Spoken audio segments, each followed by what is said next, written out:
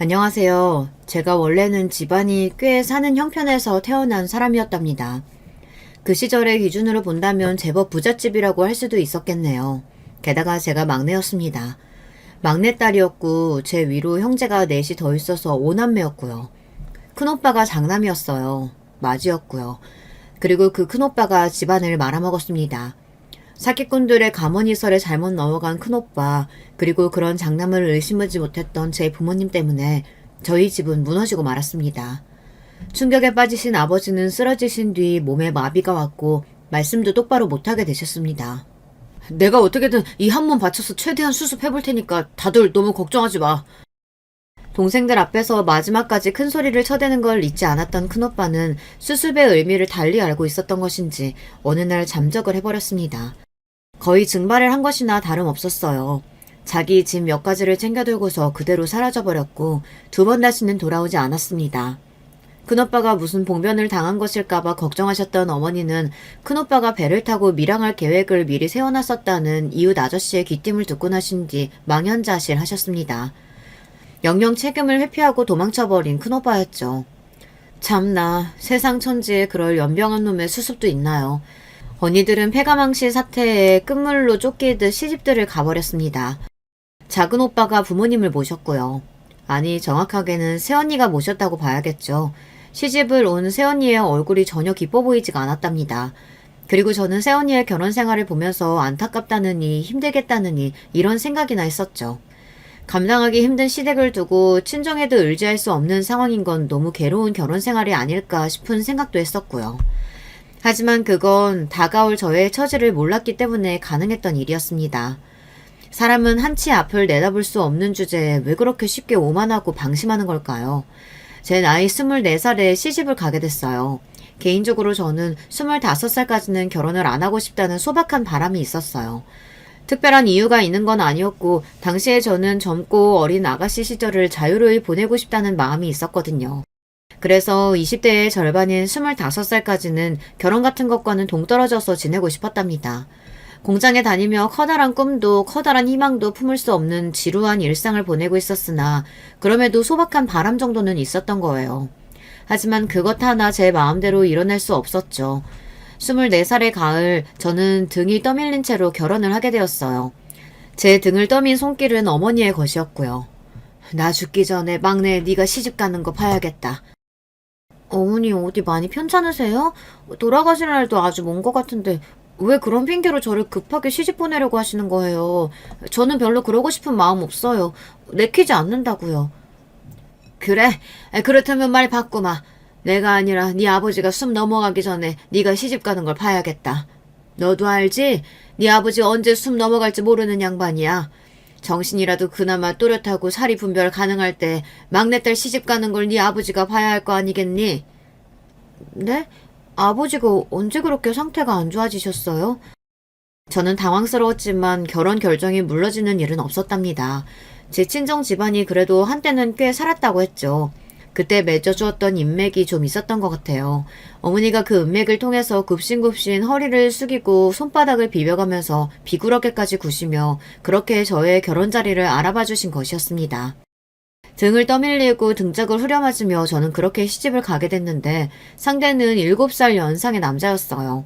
좋은 집안의 인물이었냐고요? 아니요, 그렇지는 않았습니다. 하지만 집안이 폭삭 망해서 내려앉은 제 쪽의 사정에 비하자면 훨씬 나았고요. 어머니가 저를 꼭 이 집안에 시집 보내려는 이유가 있었으니 검사가 되려고 준비 중이었던 남자였거든요. 제 남편 말입니다. 검사의 꿈을 꾸면서 그때 한창 준비를 하며 피와 땀을 흘리던 시기였어요. 머리가 좋았고 야망이 넘치는 사람이었죠. 한마디로 표현해보자면 집안 배경에 비해 꿈이 원대한 인물이었어요. 가끔 살다 보면 그런 사람들이 눈에 들어오죠. 집이 가난하든 어쩌든 힘들든 말든 목표를 향해서 살벌하리만치 독한 자세로 나아가는 사람들 말입니다. 남들이 보기에는 불가능을 향해 나아가는 것처럼 보여요. 왜냐하면 그 사람이 처한 상황과 위치에 비해 그 사람이 노리는 목표가 너무나 커 보이기 때문입니다. 하지만 성공하는 사람들은 기어이 그 도약을 해내고 맙니다. 이것이 일반적인 대다수의 사람들과 현실에 안주하지 않고 이를 악문 채 기적이라는 두 글자를 가슴팍에 새겨놓고 마는 성공한 사람들의 차이점 같아요. 정신력부터 다른 것이죠. 너는 내 덕에 시집 한 번 정말 잘 간 줄 알아라. 어머니, 그 사람이 정말 검사가 될지 안 될지도 모르는걸요? 눈빛부터가 보통 내기가 아니던데 안 되는 편이 이상하지. 그런 인물이 검사 노릇 안 하면 대체 누가 한단 말이니? 너는 하여간에 평생 이 어미한테 감사하면서 절이나 해. 이거사. 어머니는 저한테 얼마나 생색을 많이 내셨던지 모릅니다. 저는 집안의 막내라서 형제들 중에서 가장 집안이 풍요로웠던 시기를 덜 누린 입장이었는데요. 뼈 빠지게 일하면서 돈을 벌어야 했고 집안 분위기가 너무 엉망진창이 되어 있다 보니 눈칫밥을 먹느라 바쁘기만 했었어요. 제가 그랬다는 건 어머니가 전혀 고려를 안 하시는 모양이었네요. 하지만 굳이 이미 결혼을 해버린 마당에 엄마한테까지 득달같이 따지고 싶지 않아 그저 네 하고 마무리를 지었던 기억이 납니다. 요즘의 젊은 세대 아가씨들은 보는 눈이 다르던데요. 그 당시에는 생활력이 강하고 처자식 먹여 살리는 가장의 역할을 최고로 해내는 남자가 진짜 남자 중에 남자였어요. 그리고 그게 멋있어 보였답니다. 그러니 제가 주위에서 시집 잘 갔다는 평가를 받았죠. 남편은 검사가 될 준비를 하고 있었을 뿐 검사가 아직 된 것도 아니었는데 말입니다. 마냥 시집을 잘 갔다는 소리를 듣기에는 좀 억울했던 이유 중 하나가 시부모님을 제가 모시고 살았다는 부분이에요. 걸어서 5분 남짓 걸리는 거리에 시부모님이 살고 계셨습니다. 차로 5분이 아니고 걸어서 5분이었어요. 얼마나 가까웠던지 몰라요. 체감상으로는 솔직히 그냥 저희 옆집에 사시는 것만 같은 그런 기분이었네요. 결혼하면서 제가 돈을 들고 온 게 없었기 때문에 불평이나 불만을 털어놓을 수 없어 그냥 입을 꾹 다물었어요. 가만히 닥치고서 얌전히 시부모님을 챙겨드리는 그런 생활을 시작했었답니다. 남편이 3남매 중에서 막내예요. 그리고 약간 늦둥이고요. 게다가 위로 누나만 둘이 있습니다. 말 다 했죠. 진작에 시집들을 간 지 오래였던 시누이들은 둘 다 다른 지역에 살았습니다. 큰 시누이는 차로 1시간 정도 걸리는 거리에 살았고요. 작은 시누이는 그것보다 좀 더 걸려서 거의 1시간 30분 정도 거리에 살았습니다. 마음 같아서는 정말 둘 다 10시간씩 걸리는 거리에 살았으면 좋겠다는 생각을 했었네요. 왜냐하면 시누이들이 둘 다 저를 엄청 갈구면서 간섭질을 했었거든요. 아유, 올케, 집안 꼴이 이게 뭐야? 이래가지고 살림이나 제대로 해? 올케, 밥을 왜 이 모양으로 차렸어? 아, 반찬이 전혀 다양하지가 못하잖아. 방금 들어보니까 아버지가 허리랑 무릎 같은 데가 요새 부쩍 더 아프다고 그러시던데. 올케 왜 그냥 뒀어? 일부러 모른 척한 거야? 나이가 안 많다고 해도 이런 건 알아서 째깍째깍 할 줄 알아야 하는 거 아닌가? 올케는 사람이 매사에 허술하고 부족해. 두 사람 다 돌아가면서 저를 얼마나 귀찮고 번거롭게 만들었는지 몰라요. 그래서 저는 시누이들만 마주쳐도 어느새인가 심장이 막 벌렁벌렁 하면서 귓가에 삐 울리는 소리까지 들리고 머리가 어지럽기까지 했습니다. 또 무슨 트집을 잡아서 쓸데없는 잔소리로 저를 힘들게 하려나 싶어서 진이 다 빠지는 나날이었어요. 시어머니께서도 당연히 딸들과 며느리들 사이에서 딸들 편이었기에 저는 맨날 눈치나 보게 되었고요. 그런 나날을 제가 버티며 살았었네요. 제 남편은 결국 검사가 되었어요. 기어이 꿈을 이루고 검사복을 입었습니다. 대단하죠. 인간 승리였어요. 지금도 대한민국에서 검사라고 하면 진짜 대단한 사자 직업 중 대표적인 예시잖아요. 그 당시에는 지금보다 더 체감상 대단했다고 여겨지네요. 게다가 집안 배경, 인맥이라든지 뭐 그런 백 하나 없이 혼자서 일을 바드득 갈아가며 올라간 자리였으니까요. 보통의 머리와 끈기 그리고 열정이 아니었습니다. 남편이 검사가 되었으니 그러면 저는 이제 검사 아내였죠. 갑자기 졸지에 사모님 소리를 들으며 사는 팔자가 된 건가 싶어 어리둥절했습니다. 남편과 저는 극과 극 완전히 반대였어요. 남편이 검사가 되었다고 해서 제가 야심으로 눈을 빛내며 인생 역전을 외치는 일도 없었고 그저 머쓱해하며 참 잘된 일이라고 말하는 게 끝이었습니다. 모르겠어요. 제가 왜 그랬는지. 아마 저는 그 정도의 그릇이었나 봐요. 차라리 지금의 제가 그런 상황을 겪었다면 환호하면서 앞으로 어떻게 살아갈지 신나게 계획도 짜고 여러 가지 구상을 했을 텐데. 당시에 저는 그러지 못했죠. 배운 것도 할 줄 아는 것도 여러 방면에서 특출난 게 하나 없었어요. 그저 남편이 검사가 되었을 뿐이지 저라는 인간은 하나도 변함이 없다고 여겼었거든요. 자신감도 자존감도 없었던 저는 잘 되었다며 박수나 치는 것이 고작이었습니다. 저보다 오히려 친정 식구들이 신기해하면서 만세 삼창을 했던 것 같네요. 참고로 남편이 검사가 되고 나서 2년 반이 지났을 때 아버지가 돌아가셨는데요. 이때 장례식장에서 검사 남편 덕택 좀 봤거든요. 저희 부모님의 오랜 지인분들께서 조문을 오셨다가 다들 화들짝 놀라셔서 선망의 눈빛으로 어머님을 쳐다보셨던 것만 보아도 분위기가 어땠는지 설명 다 했나 봅니다. 어머니는 결국 떠나보내신 아버지를 향한 슬픔보다 후레자식인 큰오빠를 향한 애증보다 막내 사위가 검사라는 사실이 너무 가슴 벅차고 행복할 수가 없어서 이게 꿈인지 생시인지 아직도 모르겠다는 그런 표정을 계속 짓고 계셨답니다. 네, 생각해보니 그런 순간들도 있었네요. 전부 지나간 추억이 되었습니다. 남편이 원래도 좀 까칠하고 예민했어요. 저는 그게 검사의 꿈을 이루고자 너무 신경을 쓰며 살다 보니 남편의 성격이 그런 줄로만 알았는데 그게 아니라 검사가 되고 나발이고 상관이 하등 없고 그냥 원래부터 성격이 더러웠더라고요. 당신은 이것 하나 제대로 알지 못해?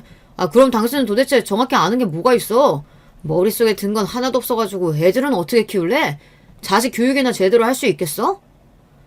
그런 양변이 결국에 검사라는 목표까지 이뤄냈으니 얼마나 기고만장해졌겠나요. 벼는 익을수록 고개를 숙인다고 하던데 제 남편은 전생에 벼와 원수라도 졌는지 벼처럼 굴면 큰일 나는 줄 알았습니다. 얼마나 오만하고 싸가지가 없던지요. 세상 사람이 어떻게 다 똑똑하고 영특하고 빠릿빠릿합니까? 모든 사람이 셈에 밝으며 암산도 잘할 리가 없잖아요. 그런데 남편은 본인이 머리가 워낙 잘 돌아가고 야망 또한 넘치며 미래지향적인 인물이다 보니 저처럼 어리숙한 사람을 못 견뎌 했어요. 세상에서 가장 한심한 생명체를 바라보듯 그런 눈길로 저를 쳐다보기 일쑤였습니다. 하늘 같으신 검사님이라고 하는데 바쁘다는 핑계로 집에 안 들어와도 제가 할 말이 없었죠. 차라리 그냥 안 들어오기만 하면 모르겠으나 아무 때나 나갔다가 아무 데나 들어왔어요. 그러면 꼭 저한테 한 소리 했습니다. 밥 차려 밥! 당신 이제 와요? 빨래만 마저 개고 얼른 밥 차릴게요. 마저 갠다고? 보니까 이제 막 개기 시작한 거잖아. 언제 다 개서 언제 밥 차릴 건데? 밥부터 차려놓고 빨래 개든지 해. 아니 그래도 빨래 개려고 지금 준비하고 자리에 앉은 건데 그게 무슨 상관인데? 제발 얼빠진 그 표정 좀 짓지 마. 한심해서 경멸스러우니까. 당장 가서 밥 차려. 네, 알았어요. 차리면 되잖아요. 찌개에다가 반찬은 김치볶음, 그거면 돼. 네. 근데 찌개는 무슨 찌개 끓일까요? 김치요, 된장이요? 반찬이 김치볶음인데, 그러면 찌개가 설마 김치찌개일까? 알았어요. 이런 일로 왜 이렇게 소리를 지르고 그래요? 하나부터 열까지 매사에 답답하니까 이러지. 내가 집구석에만 오면 속이 답답해. 남편은 언제나 짜증을 냈습니다.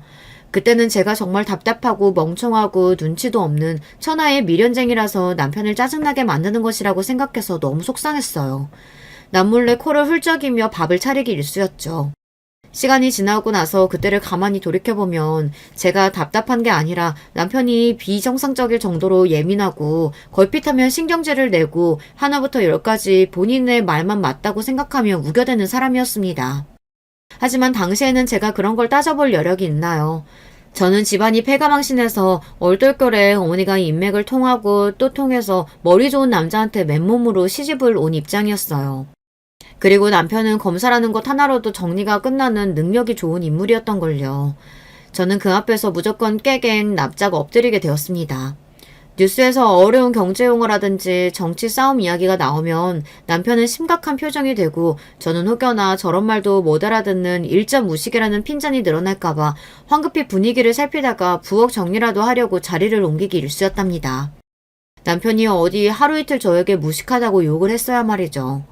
제가 애들도 혼자 키웠거든요. 전부 제 몫이었어요. 딸 하나 아들 하나를 두었습니다. 그래서 저는 딸 있는 집도 아들 있는 집도 부러워할 필요가 없었죠. 둘 다 있었으니까요. 같은 제 자식들이지만 낳고 키울 때 너무 달랐어요. 힘든 점이 참 많았습니다. 서러운 순간들은 더 많았고요. 거리가 상당한 데다가 작은 오빠 내외가 같이 살고 있는 친정에 제가 가서 도움을 요청할 수도 없었고요. 그래서 제가 의지할 곳은 가까운 시댁뿐이었는데요. 가끔 시누이들과 편먹고서 제 험담을 지어내시거나 말거나 어쨌든 시어머니께서 손주들을 좀 봐주시고 저에게 육아라는 걸 어떻게 하는 건지 알려주셔서 이 부분은 정말 감사했습니다. 의지할 어른이 있다는 게 다행이었네요. 제가 생각하기로는 손주들을 보시면서 시어머니께서도 저를 참 안 됐다라고 처음 여기시게 된 것 같아요. 당신의 잘난 아들이 워낙 이런 핑계 저런 핑계 대며 육아에 일절 참여를 안 했으니까요. 저 혼자 외롭게 고군분투를 하는 모습을 시어머니께서 안쓰러이 바라보게 되셨던 것 같습니다. 남편이 검사가 되었을 때 눈을 멀뚱멀뚱하게 뜨고 박수나 쳤던 저인데 이런 제가 사치라도 할 것 같나요? 그럴 여유도 시간도 없었네요. 심지어는 경제권을 아예 쥐어본 적도 없었고요. 남편이 말하기를 제가 덧셈 뺄셈도 헷갈려하고 구구단도 똑바로 못하는 바보 천치라서 죽었다 깨어나도 돈을 맡길 수 없다고 하였습니다. 그런 식으로 저를 깎아내리고 억압했던 거죠. 제가 생활 속에서 뭘 크게 누리는 것도 없이 고생만 하니까 시어머니께서도 커가는 손주들의 성장을 바라보시며 슬그머니 시누이들과 제 험담을 하시는 걸 중단하게 되셨던 듯 싶어요. 그냥 어디까지나 제 추측이지만 그렇습니다. 남편은 애들이 학교에서 몇 등 하는지 그것만 궁금해하는 작자였어요. 뭐? 9등을 했다고? 지난 학기보다 조금 떨어지긴 했어도 그래도 정말 잘한 것 같지 않아요? 미치겠다. 9등을 뭐 했어? 어디다 써? 나만 내 새끼가 대견한 거예요? 9등도 충분히 잘한 거예요. 반에서 9등이 아니라 전교에서 9등이잖아. 왜 갑자기 소리를 버럭 지르고 그래요? 심장 떨어지는 줄 알았네. 아휴, 꼴 보기 싫어. 그 답답한 표정 좀 제발 집어쳐. 엄마가 이 모양 이 꼴이니까 애들도 엄마 보고 닮아가는 거 아니야. 남편이 혀를 끌끌 차며 저를 한심하게 바라봤어요. 제 본심으로는 애들이 잘난 아빠를 보고 배우기를 원한다면 집구석에 아빠가 붙어 있어야 하는 거 아니냐고 그렇게 따져 묻고 싶었습니다. 바깥에서만 검사일을 잘하면 다인가요? 집에서는 좋은 남편도 좋은 아빠도 아니었던걸요. 심지어 좋은 아들, 좋은 동생도 아니었고요. 남편에 비하자면 하나부터 10까지 조건이 부족하고 후달리는 저였는데, 그리고 팔은 안으로 굽기 마련인데 시댁 식구들이 시간이 지나면서 저한테 마음이 기울었다는 것 자체가 남편이라는 사람이 얼마나 인정머리가 없는 작자였는지를 대변하는 지점이라고 생각합니다. 유전자가 정말 신기한 게 저희 딸이 자기 아빠의 얼굴을 정말 많이 닮았어요.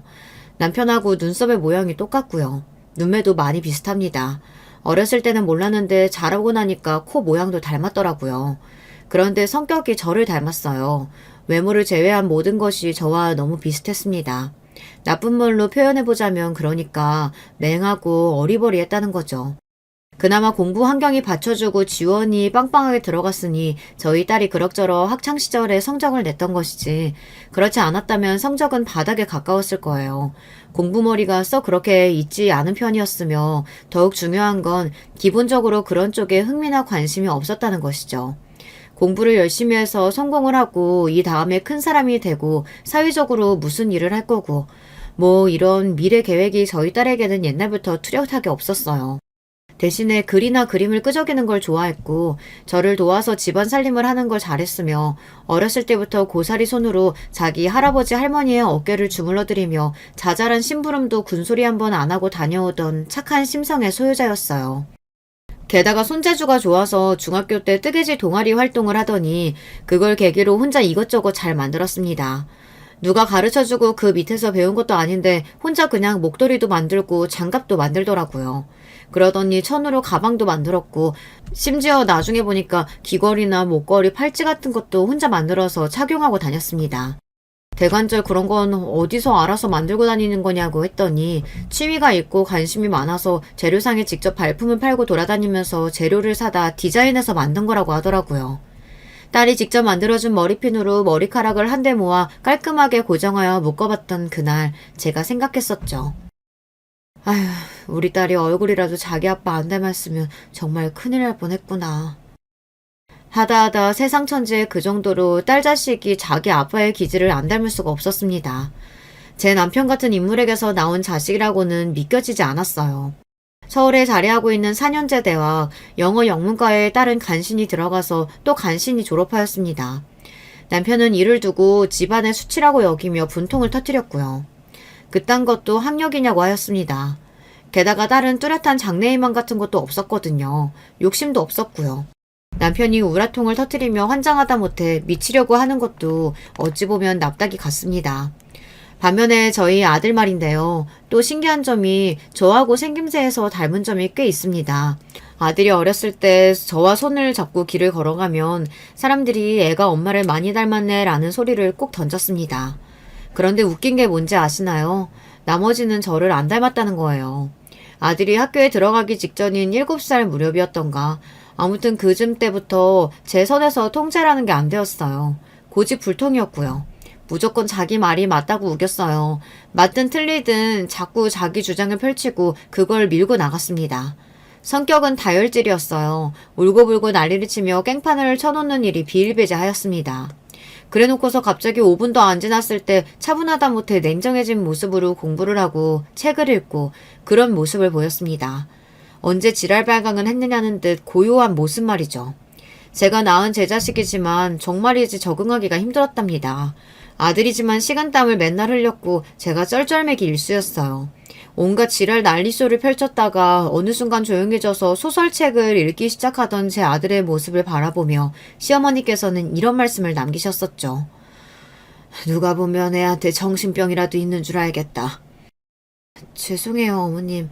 제가 더 교육을 잘 시키고 잘 키우겠습니다. 네가 그런다고 애가 그걸 따라오겠니? 너만 질질 끌려갈 거야. 그래도 제가 애 엄마인데 노력을 해봐야죠. 아서라, 될 게 아니다. 에휴, 우리 손주 강아지가 친탁을 진하게 했네. 시어머니께서는 저희 아들이 친탁을 그냥 한 것도 아니고 안 좋은 부분만 쏙쏙 골라다가 친탁을 해버린 것 같다며 한숨을 쉬셨습니다. 한마디로 아빠와 아들이 서로 닮은 셈이라고 할 수 있었는데요. 그렇게 되면 좋은 게 아니었냐고요. 서로의 이해자가 있으니까 그래도 잘 된 게 아니었냐고요. 그런 식으로 추측하고 생각을 하실 수도 있겠죠. 하지만 여러분, 혹시 이게 뭔지 아시나요? 동족 혐오 말입니다. 스스로에 대한 자부심과 자긍심이 하늘을 찌르면서도 정작 자기 같은 사람을 마주하면 그게 너무 싫어서 상대를 배척하고 증오부터 하고 보는 그런 현상을 목격하시거나 겪어보신 일 있을까요? 저는 봤습니다. 그것도 아주 가까이서 봐왔습니다. 제 남편과 아들이 동족 혐오에 해당이 되었기 때문이에요. 남편은 자기 멋대로 왕처럼 군림해온 인물이었고 아들은 반항심으로 똘똘 뭉쳐서 자기 생각이 옳다고 무조건 주장하는 성격이었습니다. 둘이 얼마나 사이가 안 좋았는지 몰라요. 특히 아들이 사춘기 중학생 시절을 지나면서부터는 살얼음 판이었습니다. 제가 중지를 해보려고 해도 아무 소용이 없었어요. 애초에 제가 배우자로부터 최소한의 존중이나 배려를 받아본 적이 없었기 때문에 중재라는 걸 할 수 있는 위치에도 못 올라간다는 것을 그때쯤 깨달았습니다. 근데 나라는 사람이 이 집에서 하는 게 뭘까? 남편하고 자식들이고 전부 내가 그냥 챙겨주고 뒷바라지를 해주고 그럴 뿐이네. 시부모님까지 챙겨드리면서 나는 지난 세월을 뭘 한 걸까? 그냥 그렇게만 살아왔을 뿐 나 자신을 위해서 온전한 취미생활이라도 한번 가져보지 못했어. 내 물건을 사기 위해 쇼핑이라도 한번 나가본 적이 있었나. 남편과 자식들 것만 챙기면서 살아왔지. 정작 내 물건 살 때는 1,000원이라는 가격도 아까워서 손을 덜덜 떨었고. 이게 내가 주인공인 내 인생이 맞나? 참으로 공교로운 일이었습니다. 남편과 아들이 서로 안 맞아서 으르렁거리다 못해 싸늘한 분위기를 풀풀 풍겨대는데 그 사이에서 저는 갈피를 입고 방황을 시작하고 있었어요. 처음부터 지금까지 혼자서만 잘 나온 검사 남편과 그런 남편을 닮은 기질을 보이며 막무가내인 아들. 두 사람 중에서 저의 만류가 통하는 쪽은 없었습니다. 만류가 뭔가요? 그 어떤 당부도 안 통했는걸요. 그걸 깨달은 이후부터 제가 어떻게 되었는가 하면요. 우울해졌습니다. 아무리 잘나지 못했어도 답답이에 못났다 하더라도 저 역시 사람이더라고요. 누군가의 아내, 누군가의 엄마이기 이전에 저라는 한 사람이더라고요. 결혼 자체를 제가 원해서 한 것이 아니었다는 그 시작점이 바로 떠올라 버렸고 그 이후에 흘러온 인생의 모든 부분에서 제가 의도하거나 주체가 되어서 행한 것이 하나도 없다는 것을 되짚자 잘못 살아왔다는 기분이 들기 시작했습니다. 더욱 허무했던 것은 주변에서는 저를 두고 남편이 검사라서 좋겠다느니 땡 잡았다느니 하는 평가밖에 없었다는 사실입니다. 뭣도 아닌 제가 검사 남편을 만나서 팔자 좋게 사는 거라고 하였어요. 그런 소리를 예전에는 들어도 아무렇지 않았고 반박거리가 없다고만 여겼었는데 이제는 속에서 구역질이 올라올 것만 같았습니다. 제가 남편에게 말했어요. 힘들다고요. 이제는 정말 지친다고요. 그랬더니 남편이 저한테 뭐라고 했는 줄 아시나요? 웃기고 자빠졌네. 할 일이 없으니까 그딴 태평한 생각이 나는 거야. 집안 대청소라도 한 번 더 하든가. 도대체 당신은 자식 교육을 어떻게 시키는 거야? 하나는 멍청하게 칠레레 팔레레 거리고 있고, 다른 하나는 개차분으로 싸가지 없이 구면서 지 애비 머리 꼭대기 위에 앉으려고 하는데, 당신 때문에 자식 교육 다 망쳤어. 에휴, 정말 쓸모도 하나 없는 여자 같으니라고. 대체 뭐 하나라도 똑부러지게 해내는 꼴을 내가 본 적이 없다. 외사에 멍청하기만 하지. 저를 비웃었어요. 저의 아픔과 고민이 아무것도 아닌 것처럼 치부하였습니다. 상대할 가치도 없다는 듯이 굴었고요. 혀를 끌끌 차며 저를 지나쳐 방으로 들어간 남편이 밥이나 차리라고 소리를 질렀을 때 저는 제가 고작 밥 차리고 청소하는 게 전부인 존재로 살아온 것만 같아 모욕스럽기까지 했습니다. 며칠을 고민하다가 남편에게 부탁하듯이 선언했어요. 이혼하자고요. 이혼하고 싶다고요. 그랬더니 저를 정신병자 바라보듯 하였고 무시했습니다. 화병이 걸린 듯 가슴이 뻐근하던 와중에 시아버지께서 돌아가셨어요. 원래 지병이 좀 있으셨던 분이셨는데 돌아가신 건 심근경색으로 떠나셨습니다. 돌아가시기 몇 주 전부터 컨디션이 워낙 안 좋았기 때문에 시어머니를 포함하여 시댁 사람들은 제법 담담한 기색이었어요. 장례가 끝나고 며칠이 흐른 뒤 제가 이혼을 원한다는 뜻을 밝혔을 때는 다들 놀란 얼굴이 되었지만요. 지금까지 잘 참았으면 앞으로도 참으라며 저를 달래고 회유하는 것으로 입을 열었던 시댁 사람들이었고 그런 반응을 저는 예상했었습니다. 그래서 조용히 고개를 떨고 왔는데 잠시 후 시어머니께서 깜짝 놀랄 만한 소리를 하셨죠. 그래, 하고 싶으면 해라. 내가 낳고 키운 아들이라 세상에서 제일 잘 알면서도 그러면서 제일 잘 모르겠는 내 아들. 그런 내 아들 앞에서 내가 모처럼 어미 노릇 좀 해보마. 이혼하라고 내가 한번 설득해볼 테니까 그런 줄 알고 너도 이혼 준비 들어가라. 네? 그게 정말이세요? 어머님이 그렇게 도와주신다면 저야 감사한 일입니다. 하지만 혹시 왜 도와주시는지 여쭤볼 수 있을까요? 그 이유는 나뿐만 아니라 내 딸들도 똑같이 생각하고 있을 거야. 시어머니께서는 단지 그렇게 말씀하시며 씁쓸하게 시누이들을 눈짓하실 뿐이었습니다. 시누이들도 동의한다는 표정이었고 지난 세월 동안 제가 너무 수동적으로 가정 외에는 아무것도 없던 삶을 살아온 것을 지켜봤기에 이제는 제가 다른 인생을 살아보기를 원한다고 말했습니다.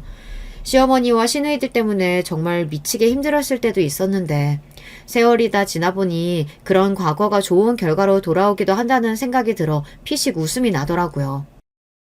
이렇게 개운한 웃음을 지어본 게 아가씨 시절 말고는 없었다는 기분이 들었습니다. 그래서 이혼을 마주하면서 저는 후련하기만 하였어요. 남편이 이혼해줄 이유가 없다면서 으르렁거렸으나 시댁도 그렇고 제 이야기를 듣고 난 친정 식구들이 저의 고충을 몰라주고 지내온 것이 미안했는지 적극적으로 이혼에 찬성하는 입장이었기에 고립이 되었습니다. 무엇보다 자식들이 부모의 이혼을 바라고 있었어요. 저를 닮은 딸은 제가 자유로운 일상을 보내길 원했기 때문에 이혼을 찬성했을 걸 예상했으나 아들이 의외였죠. 힘들게 소가리하면서도 키워낸 보람이 있다고 여겼네요. 그 덕에 남편과 이혼할 수 있었어요. 당신 분명히 후회할 거야. 다시 받아달라고 나한테 싹싹 빌게 되겠지. 남편은 자신만만하게 외쳤고 저는 대답 없이 그저 웃고 말았습니다. 야망이 없는 딸은 자기 아빠를 이제 안 보고 살아도 되고 집안의 수치라는 소리를 안 들어도 된다는 사실에 무척 해방감을 느끼는 모습이었어요. 아등바등하면서 살지 않아도 되도록 그저 하고 싶은 거 하면서 적당히 직장을 다녀도 되도록 저는 그렇게 딸을 지원해주면서 지냈습니다. 그리고 아들이 이혼에 적극 찬성을 했던 건 단지 자기 아빠한테서 완전히 벗어나서 후련하게 하고 싶은 대로 하기 위해서였다는 것을 저는 알게 됐죠. 아들은 미국으로 떠났습니다. 군복무를 마치고 얼마 되지 않았을 때 그런 계획을 진작 짜놨더라고요. 저한테는 상의도 안 했고요. 미국으로 갈 계획을 혼자 다 짜놓은 뒤에 시련을 코앞에 두고 저에게 통보만 해왔습니다. 누가 말리겠나 싶어서 그냥 보내줄 수밖에 없었네요. 솔직히 말릴 여력이 저에게 없다는 것도 인정이 된 지 오래였고요. 아들은 미국에서 공부를 한다더니 거기서 웬 사업으로 눈을 돌리게 되었습니다. 그러더니 재미교포 며느리를 만나 아예 눌러앉아 버렸고요. 골치가 아팠으나 한편으로는 체념이 되더군요. 아들 때문에 제가 나몰래 한숨을 쉬며 사는 모습을 딸은 다 알고 있었어요. 원체 세심하고 상냥하거든요. 그래서 딸은 제 곁에서 알콩달콩 일상을 오래 보내고 싶다고 말하며 자기 친구들이 다 시집을 갈 때 꿋꿋이 미혼 상태를 유지했습니다. 딸이 알아서 결정하겠지 싶어서 굳이 결혼에 대한 압박을 안 주었어요. 대신 세속적인 조건들을 따지기보다는 인간 대 인간으로 끌리는 상대를 만나 결혼했으면 좋겠다고 제가 그런 이야기를 자주 했었습니다. 그럴 때마다 딸은 자기 아빠가 떠오른다는 기색으로 진중하게 고개를 끄덕여댔고요. 그런 딸이 어떤 배우자를 맞이했을까요? 제 사위는 대학을 졸업하자마자 취직부터 했었다가 사업에 꿈이 있어서 퇴사를 한 뒤 그 길을 걸었던 전적이 있었습니다. 하지만 같이 사업을 시작했던 동업자에게 뒤통수를 맞으면서 실패로 끝났고요. 현실과 타협해서 다시 직장 생활을 하다가 저희 딸을 만나서 결혼을 한 상황이었어요. 사돈 내외는 건강상의 이유로 이른 귀농을 결심하셔서 멀리 시골에 살고 계셨고요. 사이가 외동이라 그런지 자기가 어떻게든 성공을 해서 효도를 하고 양친의 노후를 멋지게 책임지고 일해야겠다는 생각을 하는 것 같다고 제 눈에는 그렇게 보였습니다. 그랬기 때문에 결혼하고 8개월 정도가 되었을 때 직장을 그만두고 사업을 다시 해보겠다는 포부를 밝혀온 사위가 대견하게 여겨졌던 것이고요. 물론 그 이야기를 다짜고짜 사위가 저에게 전해온 것은 아니었고요. 딸이 이야기를 해왔어요. 다름이 아니라 사업 자금이 부족해서 제 도움이 필요하다는 것이었죠. 있는 재산을 가만히 떠올려보고 있던 저에게 딸이 조심스레 그러더군요. 저희가 미리 생각해봤는데 엄마가 혹시 이 집 아파트를 담보로 대출을 받아주시면 어떨까 싶어서요. 그게 가장 확실한 방법이잖아요. 제 눈치를 살피면서 말하는 딸의 모습에서 저는 왜 그렇게 저의 옛날 소심했던 모습이 겹쳐 보였을까요? 제가 일단 긍정적으로 고개를 끄덕였더니 주말에 사위하고 둘이 와서 사업 이야기를 본격적으로 꺼냈습니다. 사위가 자신만만한 모습이었어요. 미국에서 사업에 눈이 트였던 제 아들의 일화가 떠올랐고 저는 사위도 왠지 잘 될 것 같은 예감을 받았습니다. 이번에는 뒤통수 칠 동업자도 없다고 하였고요. 그래서 저는 대출을 받아서 사위를 지원해주기로 하였죠. 하루라도 빨리 해주시면 감사하겠다고 사위가 그러길래 부랴부랴 은행을 찾았었고요. 솔직히 제가 사업이니 뭐니 그런 거 잘 모릅니다. 근데 딸이 너무 간절하고 사위의 눈이 확신으로 빛나니까 제가 해주고 싶은 마음이 들었던 것 뿐이에요. 그렇게 제가 대출을 받아서 사위가 회사를 차려 사업을 시작할 수 있도록 해주었고요. 천만다행으로 초기에는 지지부진했던 게 반년을 지나면서 결과를 조금씩 내기 시작했어요. 그리고 큰 계약을 하나 따내면서 완전한 성장세로 접어들었습니다. 그렇게까지 초대박을 칠 줄은 몰랐기에 놀라웠고 신기했습니다. 저는 사위한테 주었던 그 돈을 그럼에도 아직 받지 못한 상태였고요. 엄마, 회사는 너무 잘 되는데 현금이 계속 필요하다고 해서 돈 드리는 건 조금 더 늦어질 것 같다고 하네요. 저 때문에 딸이 조심스레 말을 해올 때마다 괜스레 미안했습니다. 부담 갖지 말라고 괜찮다고 저는 항상 그렇게 말해줬고요. 그런데 설마 딸의 울먹이는 목소리를 듣게 될 줄은 상상도 못했던 것이죠. 엄마, 저 어떡해요? 그 사람이 저랑 이혼하고 싶대요. 이혼하재요. 어느 달부터 왠지 낌새가 안 좋고 사람이 너무 달라진 것 같긴 했지만 바빠서 그렇겠거니 했는데 그게 아니었나 봐요. 저한테 마음이 완전히 떠서 그랬던 건가 봐요. 흐느끼는 딸의 목소리에는 죄책감까지 함께 어려 있었습니다. 자기가 선택해서 한 결혼이었고 자기가 먼저 나서서 저를 설득해서 대출을 받도록 하였고 그렇게 해서 시작된 회사가 성공을 거두자 돌아온 건 이혼 통보였으니까요. 억장이 무너졌습니다. 당장에 제가 사위를 찾아갔죠. 최서방, 자네가 그러고도 사람이야? 사업하고 싶다는 거 돈 없다고 해서 아파트 담보대출까지 해서 돈 빌려줬더니 어떻게 이래? 성공했으면 옆에 있는 사람한테 더 잘할 생각부터 해야지. 그 어떻게 옆에 있는 사람을 가르치울 생각부터 할 수가 있어? 장모님, 어리버리하신 줄은 알았는데 이제 보니까 말씀을 되게 잘하시네요. 모전 여전이라서 둘 다 어리숙하다고만 생각했었거든요. 뭐라고? 자네 원래 이렇게 무례한 사람이었나? 네, 제가 무례하다고 하는데 어쩌실 겁니까? 그리고 제가 이혼하겠다는데 장모님이 뭘 어떻게 하실 거예요? 사위가 저를 깔보며 비웃는 눈빛으로 흘겨보더군요. 치가 떨렸습니다. 아무것도 할 줄 모르는 무능력한 바보를 쳐다보는 듯한 그 시선이 불쾌했습니다. 사위는 아주 거리낄 것이 없다는 듯 당당하게 나왔어요. 딸은 자괴감에 빠져 울고 있었는데 말입니다. 저는 저를 한심하게 쳐다보곤 했던 인물을 떠올려낼 수밖에 없었죠. 분하지만 사위의 말대로 저는 아는 것도 정말 없었고 큰일 앞에서 소심하고 심약하기까지 했습니다. 그러나 저와 정반대인 인물이라면 잘 알고 있었으니까요. 약 15년간을 이혼 후 왕래하지 않았던 그 사람을 제가 이렇게 찾게 되었습니다. 용기를 내어 연락을 하였고 주소를 하나 보내줬더니 늦은 저녁에 전 남편이 집으로 찾아왔습니다. 오랜만에 봐서 저는 어색해하고 있는데 사람은 안 변하는 것인지 대뜸 저한테 이런 소리를 날렸습니다. 당신 바보야? 내가 상황 들었는데 그 자식은 이혼하고 싶어도 할 수가 없어. 이혼 사유가 없는데 뭔 놈의 이혼이야. 그 자식이 처가 도움으로 성공한 거잖아. 우리 딸이 재산 증식에 기여했으니 이혼하게 되면 재산 분할 많이 받을 수 있어. 이걸 알면 그 자식이 이혼 안 하지. 정말 모르고서 내지른 것이거나 아니면 처가를 완전 바보로 취급하고 도박 한번 걸어본 거야. 전 남편의 말에 심장이 철렁 내려앉았는데 그래도 안심이 되는 내용이라 다행이었습니다. 단호하게 확신에 차 있는 전 남편의 태도를 보니 솔직한 감상을 밝히자면 그 순간에는 그 모습이 그렇게나 믿음직스러울 수가 없더군요.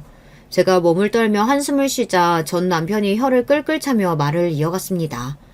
사내놈이 돈맛과 성공맛 본 뒤에 자기 옆에 있는 여자 버린다. 열에 아홉은 새로운 여자 생긴 거야. 그 자식이 아주 쥐가 구린 자식이라고. 외도 증거부터 수집 들어가서 완벽한 승리를 잡아야 돼. 뭐예요? 최소한 그놈이 바람까지? 그건 생각도 못 해본 일인데.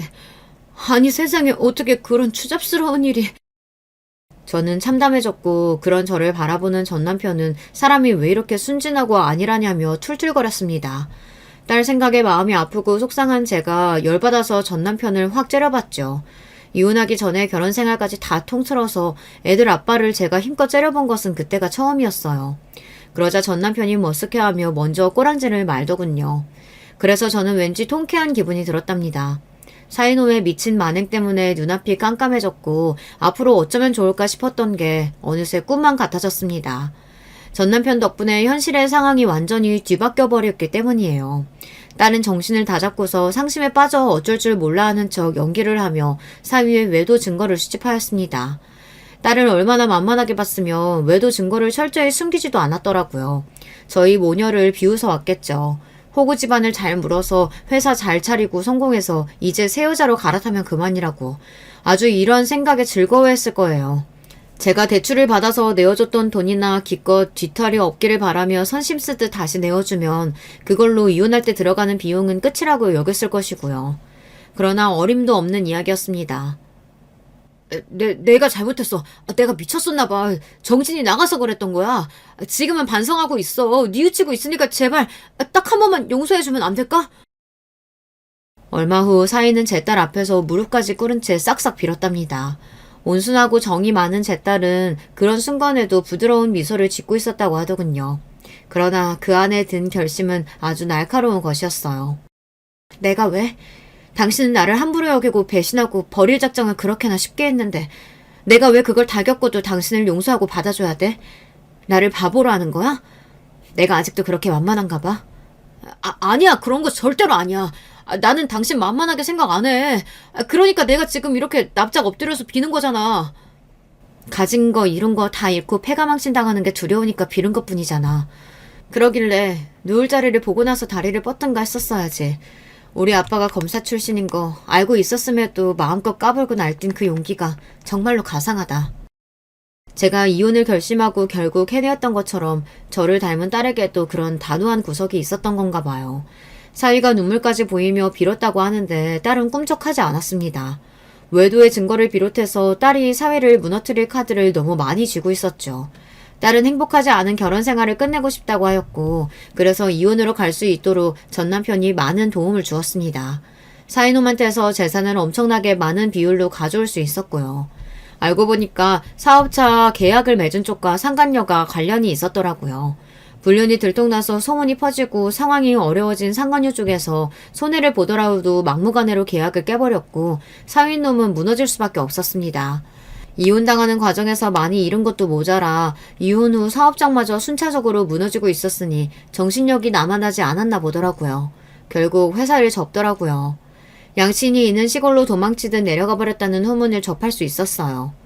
아유, 그런 놈도 자식이라고 내치지 못하고 받아줄 그분들을 떠올르니 한숨이 나왔답니다. 딸은 이혼 후에 이전보다 더욱 단단해진 모습이었어요. 의기소침해 할까봐 걱정했는데 기우였습니다.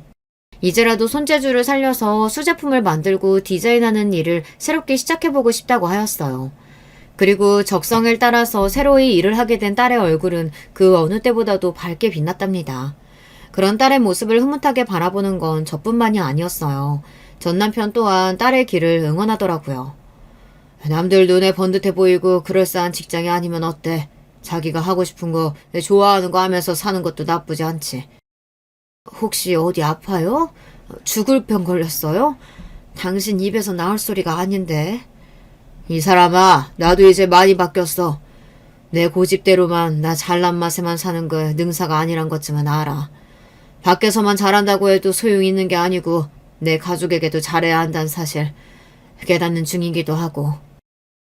당신이 아픈 게 아니라면 혹시 해가 내일은 서쪽에서 뜨려나? 암만 해도 이상한데. 이상하다고 해도 별 수 없어. 이게 지금의 내 모습인 걸 어떡하나. 그리고 나는 이참에 솔직하게 속내 밝혀보자면 당신하고 이혼하고 나서 후회했어. 시간이 지날수록 후회라는 게 더욱 짙어졌고 이 죽일 놈의 자존심 때문에 당신한테 먼저 손 내밀지 못한 거야. 당신은 나 없어도 너무 잘 사는 모양인데 나만 혼자 일어나 싶어서 섣불리 다가가기도 어려웠고. 저는 제가 꿈을 꾸나 싶었습니다. 이 인간 입에서 나온 소리가 맞나 싶었는데 이게 정말로 현실이더라고요. 안 믿겨서 한참 헛웃음을 토해냈던 것 같아요. 저절로 고개가 절레절레 지어지더군요. 그걸 거절의 뜻으로 알았는지 남편이 깜짝 놀라면서 어쩔 줄 몰라 했습니다. 드디어 제가 이 남자 앞에서 우위를 점했다는 걸 깨달았죠. 처음으로 갑의 위치에 서게 되었습니다. 그리고 저는 이걸 오랫도록 만끽해볼 참이에요. 이 정도 유세는 부려도 되지 않겠나 싶었고요. 당신 앞으로 하는 거 봐서 마음 정하든지 말든지 그렇게 할게요. 정말이야? 고마워. 내가 앞으로 열심히 노력해볼게. 항상 저를 한심하게 낮잡아봤던 남자의 변화가 안 반가웠다면 거짓말이겠죠. 저희 두 사람이 이런 상황에 놓였다는 것을 알고는 딸이 무척 기뻐했습니다. 딸이 그러더라고요. 나이가 들면서 자기도 아빠를 점차 속으로 이해하게 되었고 자기도 어쩌면 부족한 점이 많은 자식이었을 수도 있다는 생각이 들어 아쉬운 부분이 많았다고요. 그리고 소식을 접한 아들은 아주 의외의 말을 해왔습니다. 자기가 아직도 한국에 나가서 살 생각이 없으니까 혹시 저보고 미국에 들어와서 지내지 않겠냐는 것이었어요. 제가 영어는 헬로우 땡큐 정도밖에 못하는데 무슨 미국에 가서 지내겠어요. 말도 안 되는 것 같아 그냥 웃었는데 아들이 무척 아쉬워했습니다. 엄마 혼자 와서 지내기 어려우시고 어색하실 것 같으면 아빠하고 같이 오시던가요. 뭐? 너 지금 아빠라고 그런 거야? 왜요? 두 분 어쩌면 다시 잘해보실 수도 있다면서요. 그렇게 되면 같이 오셔도 되는 거죠. 그게 아니라 엄마는 지금 네 입에서 아빠 이야기가 아무렇지 않게 나왔다는 게 그게 너무 신기해서 그래. 참나, 그게 뭐 별거라고 신기하세요. 아들이 퉁명스레 말했으나 저는 그 안에 담긴 쑥스러움을 읽을 수 있었습니다. 결국 우리는 한 가족이었구나 싶었어요. 한 가족이지만 서로의 달리기 속도가 천차만별이라서 도중에 모두가 함께일 수 없었고 맞춰갈 수 없었을 뿐이죠. 그러나 속도만 각자 다를 뿐 완주를 해낸 시점에서는 결국 한자리에 모이게 되는 게 가족이니까요. 결국 우리는 하나니까요. 그걸 이제야 알 것 같아서 이 나이를 먹고 나서 이렇게 간단한 이치를 깨우쳤다는 게 스스로 한심해서 웃음이 나왔는데요. 그 기분이 싫지만은 않더군요.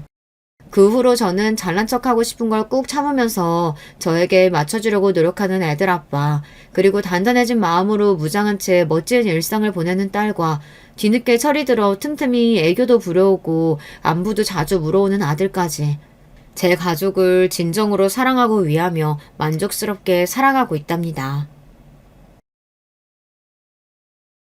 안녕하세요. 저는 서울에 살고 있는 사람입니다. 나이는 70이 거의 가까워오고요.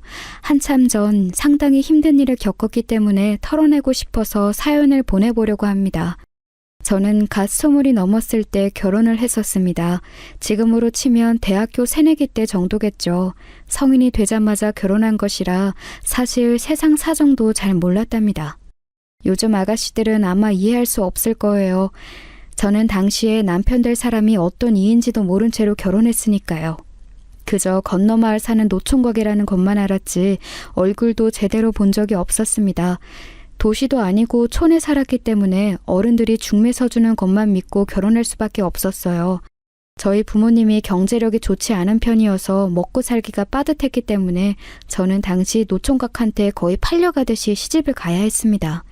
집안에 있는 딸 하나를 시집 보내면 먹는 입도 하나 줄어들고 게다가 남편 집에서 저희 친정 쪽에 쌀은 몇 가마니 실어다 줬다고 하더라고요.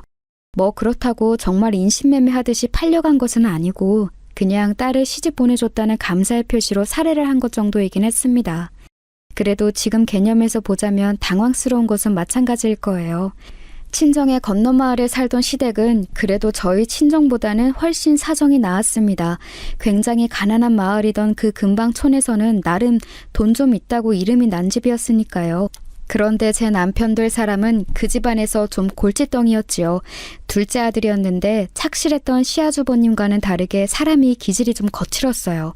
여기저기 가서 사고치고 다니고 일을 할 생각도 하지 않고 돌아다녀서 노총각이 될 때까지 결혼도 하지 않고 있었던 거였죠.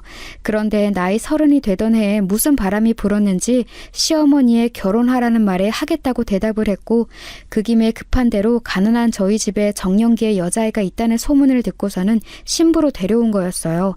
저하고 남편은 그러니까 10살 차이였습니다. 지금은 나이 차이가 너무 많이 난다고 뭐라고 할지도 모르지만 당시에는 10살 차이 정도는 꽤 많기는 했어요.